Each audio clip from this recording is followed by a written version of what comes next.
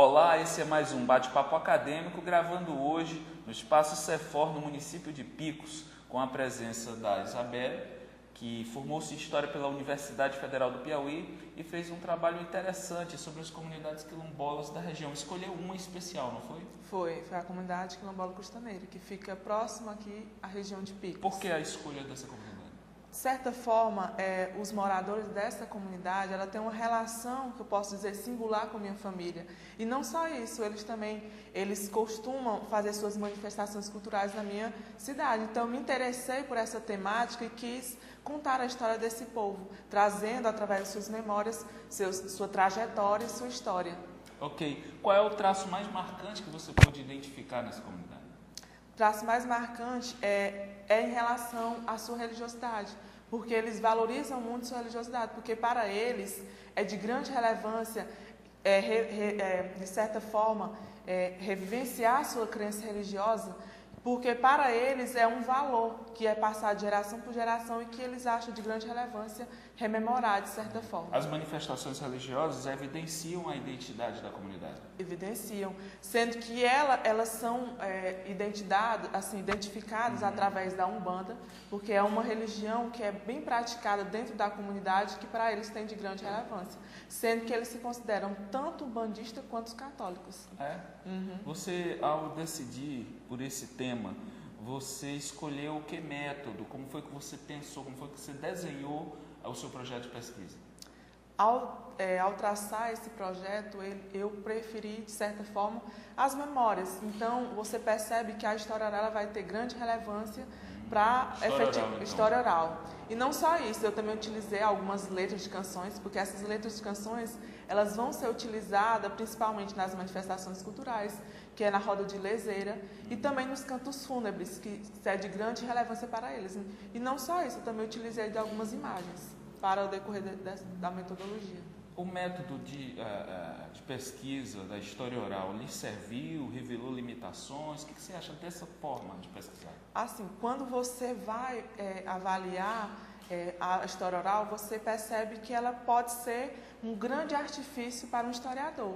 Mas não só isso, às vezes você faz uma pergunta e o entrevistado ele vai fazer um reviravolta e às vezes nem chega ao ponto certo a resposta que você quer. Então, de certa forma, ela pode nos ajudar, mas de grande relevância ela também, às vezes, deixa a gente entre duas partes. Tem limitações, né? Tem limitações. É um bom método para colher dados, mas como todos os outros, termina que a gente precisa depois peneirar os dados, né? Tratar. Como foi o trabalho de tratamento desses dados?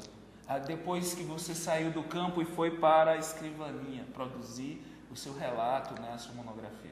Pois é, porque teve a visita de campo, que tem de grande importância também, não só a história, mas você tem que ter uma avaliação do campo, de pesquisa. Então, e o difícil foi transcrever, porque você grava, então a transcrição é mais difícil, porque você tem que retornar, voltar, porque você tem que pegar os mínimos detalhes, porque às vezes a primeira vez você ouve uma coisa, mas na verdade faltou isso. Então a história ela teve grande relevância e quando foi para transcrever teve essa dificuldade de certa forma. Porque é um trabalho minucioso, né? Você minucioso. Tem que ser muito fiel ao discurso, porque o discurso é objeto de análise. Pois é, não pode fugir desse discurso. Isso. Mas voltando para a comunidade, o que você percebe que a sociedade ainda pode fazer para, não só para resgatar os inúmeros valores do povo africano no Brasil, dos negros do Brasil,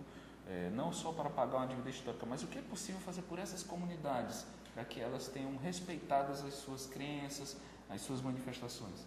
É interessante que hoje em dia de certa forma, eles são deixados de lado, não são valorizados, porque essa comunidade, eles valorizam muito suas crenças religiosas.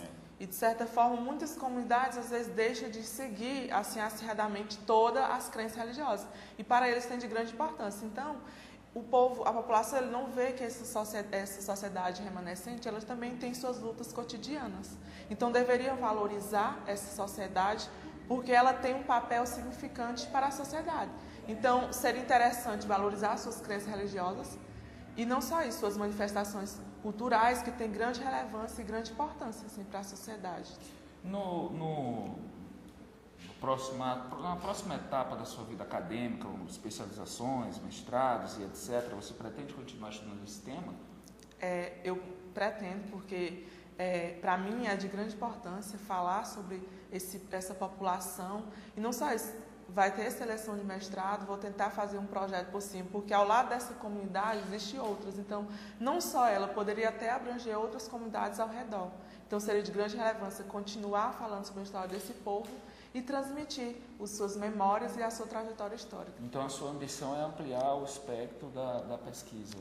Ampliar. Verificar maior número de comunidades, é isso? Porque lá possuem mais de 5 comunidades ao redor, mas que a comunidade costaneira e o tronco agora se tornam uma só, porque o representante ele acha de grande importância unir as duas para que possam valorizar cada vez mais seus traços religiosos. Na construção de um PCC, muito das angústias que os alunos passam tem relação com maior ou menor presença de um orientador. E termina que a queixa mais geral é de que o orientador não orienta, que o orientador só corta e etc, etc. Você concluiu o trabalho e você deve ter percebido que de fato é um trabalho de sua autoria e não do seu orientador, não é? Como é que foi essa experiência, esse trato até chegar à conclusão do trabalho?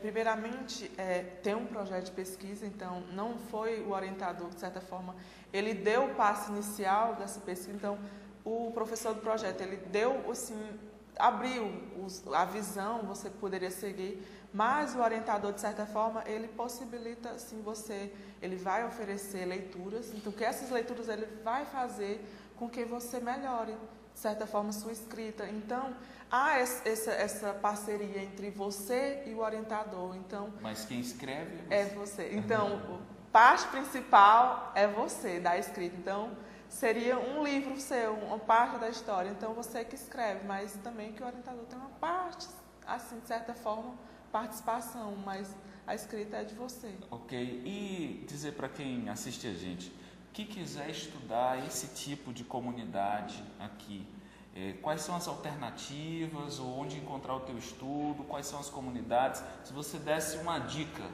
por onde começar, qual seria?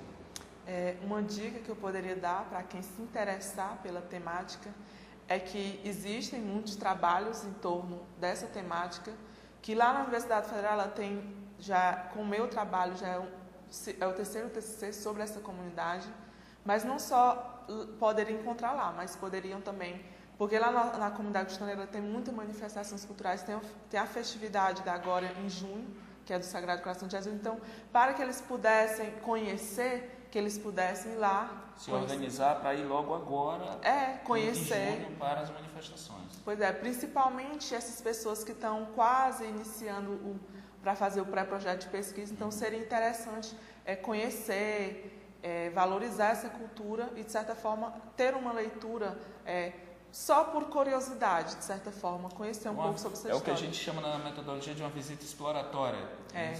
Fazer um primeiro contato com o objeto ou com o pretenso objeto de pesquisa. Essa é sempre uma alternativa positiva a seguir. Quero agradecer a Isabelle pela presença, pela solidez do trabalho, pela coragem, não é, de engatar uma visita às origens e etc. Isso é extremamente importante. Esse foi mais um bate-papo acadêmico filmado direto de Picos.